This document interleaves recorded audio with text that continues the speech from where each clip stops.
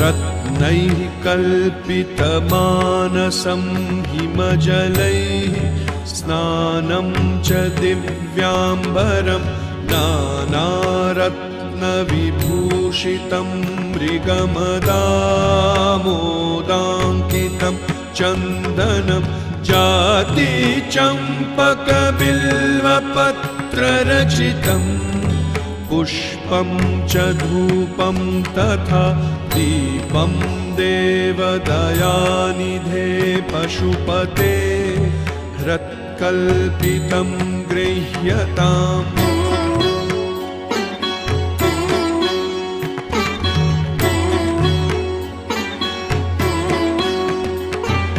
सौवर्णे नवरत्नखण्डरचिते पात्रे घृतं पायसं भक्ष्यं पञ्चविधं पयोदधियुतं ब्रह्माफलं पानकं शाकानामयुतं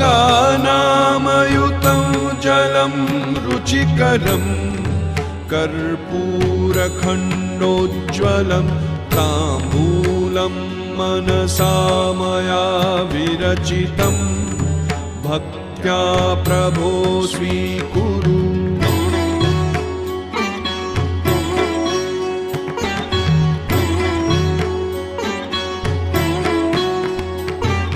छत्रं चामरयोर्युगं व्यजनकं चादर्शकं निर्मलं वीणाभेरिमृदङ्गकाहलकला गीतं च नृत्यं तथा साष्टाङ्गं प्रणति स्तुतिर्बहुविधा एतत्समस्तं मया सङ्कल्पेन समर्पितं तव विभो पूजां गृहाण प्रभो।